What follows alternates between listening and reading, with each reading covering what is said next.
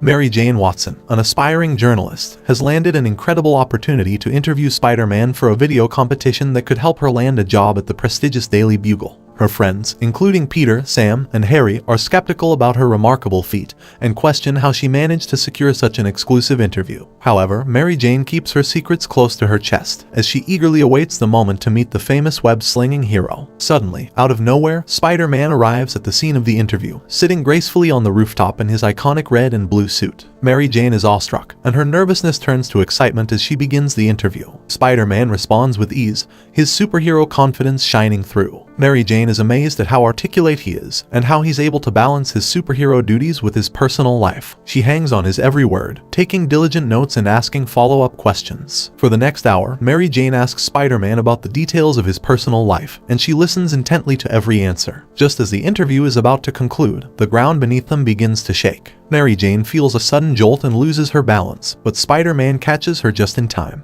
They look out over the city and see a giant figure approaching in the distance. Without hesitation, Spider-Man whisks Mary Jane off the rooftop and takes her on a wild ride through the city streets. Mary Jane clings to Spider-Man's back as they swing from building to building, dodging obstacles and narrowly avoiding collisions. As they race through the city, Mary Jane can't help but feel a rush of adrenaline. The wind whips through her hair, and she can feel Spider-Man's muscles tense as he propels them forward. They dodge traffic and fly over rooftops, the city a blur of lights and sounds below them. Soon, they come across the source of the disturbance, the Hulk, who is rampaging through Manhattan. As Spider-Man and the Hulk engage in a brief battle, Mary Jane drops her camera, and a janitor named Stan picks it up, warning her that it's not safe for her to be there. The police arrive at the scene to take control of the situation. They begin to shoot sporadically at Hulk to stop him from causing mayhem in the city. Unfortunately, the bullets are not able to pierce his skin, and he becomes more furious. Suddenly, he picks up a vehicle and throws it in the direction of the policemen. Just as the vehicle is about to hit the police officers, Spider-Man emerges from nowhere,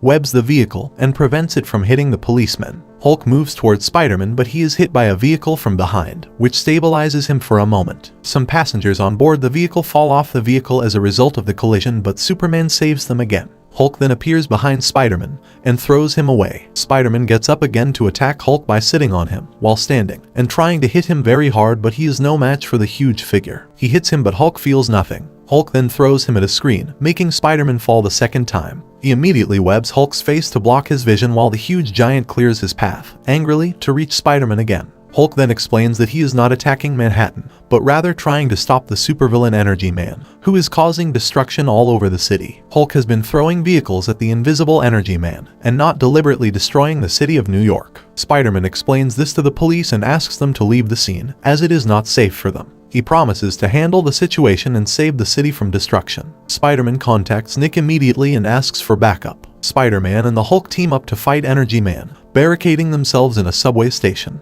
While the heroes battle the villain, Mary Jane tries to get footage of the action, but Spider-Man warns her to stay safe. After an intense battle with the invisible Energy Man, Hulk eventually emerges from the battle, carrying Spider-Man in his arms. Mary Jane, still in awe of the incredible events she has witnessed, asks to interview the Hulk, but the Hulk declines. Soon after, Nick arrives to take the Hulk into custody, but Spider-Man convinces him that the Hulk is on their side in the fight against Energy Man. Just when it seems that Energy Man has been defeated, the villain grows in size and power. In a moment of inspiration, Spider-Man suggests that they give Energy Man so much energy that he explodes. Mary Jane then uses her camera to capture footage of the battle, which ends up becoming a critical part of the plan to defeat Energy Man. After the battle, Spider-Man gives Mary Jane the film from her camera, which he managed to save. Although her video entry does not win the competition, Mary Jane is still elated that she gets to meet Spider-Man and capture such an incredible story. However, she is disappointed that Spider-Man refuses to reveal his true identity, and Peter assures her that she may one day discover the hero's secret. On episode 8, the episode begins with a fire-puffing monster called Dragon Man causing a commotion in the city,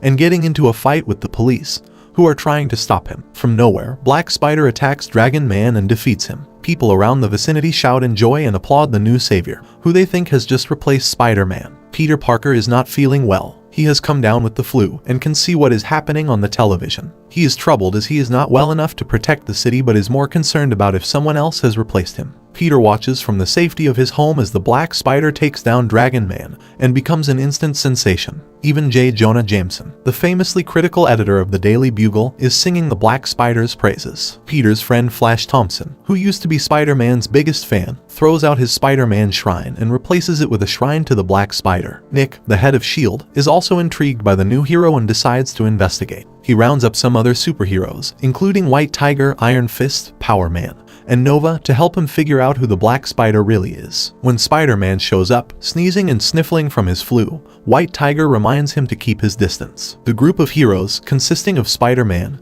Captain America, Black Widow, and Iron Man, is gathered, discussing their next move in uncovering the identity of Black Spider. The room is quiet except for the low murmurs of conversation among the heroes. Spider-Man speaks up, suggesting that the Black Spider could be Venom, a formidable foe he has battled many times before. The other heroes quickly dismiss this idea, thinking that Venom is too dangerous to be a hero. They debate other possibilities, but their discussions lead nowhere, and they are left with more questions than answers. As Peter Parker returns home, he engages in a short fight with the Black Spider. Dr. Octopus and Norman Osborn are also closely monitoring the situation. They believe that the Black Spider has a connection to Venom, and to confirm their theory, they begin conducting a series of tests in secret. Dr. Octopus and Norman Osborn, both infamous villains themselves, are known for their intelligence and expertise in scientific research. They have access to advanced technology and equipment, which they use to analyze samples of the Black Spider's DNA and other biological materials. They also closely monitor the movements and actions of the Black Spider, trying to uncover any clues about his true identity. Peter is in school. Despite his recent defeat at the hands of the Black Spider, Harry seems to be in high spirits and is taunting Peter about his failure. Peter tries to ignore his friend's teasing, but Harry insists on showing him something in the bathroom. As they enter the bathroom, Peter is caught off guard when Harry suddenly reveals that he is, in fact, the Black Spider. Peter is shocked and confused, unable to process the fact that his best friend has been leading a double life as a dangerous criminal. Peter is torn between his loyalty to his friend and his duty as Spider-Man to stop the Black Spider and his nefarious plans. He struggles to reconcile the fact that his closest ally has been keeping such a dark secret from him and wonders how he could have missed the signs. As the situation becomes more complicated, Peter must decide whether to confront Harry and try to bring him back to the side of good or to stop him at all costs. The conflict between the two friends will test the limits of their relationship and force Peter to make some difficult choices. Peter tries to reason with Harry and explain the importance of using one's power responsibly. He reminds him of the many dangers that come with wielding such incredible power and urges him to think about the consequences of his actions. But Harry seems more interested in the rewards that come with power, as his father Norman has always taught him, and refuses to listen to Peter's pleas for a reason. Peter is left to ponder his friend's choices, wondering how he can help him see the error of his ways. The group of heroes is also left to wonder about the Black Spider's true identity and what other plans he might have in store. Their search for answers continues as they work to uncover the truth and stop the Black Spider's evil plans. Spider-Man continues to investigate the Black Spider, but Harry swings away before Spider-Man can get any answers. As Spider-Man watches from a distance, he sees the Black Spider attacking an innocent man in his car. He decides to intervene, but the Black Spider proves to be a formidable opponent. The two heroes battle it out across the city,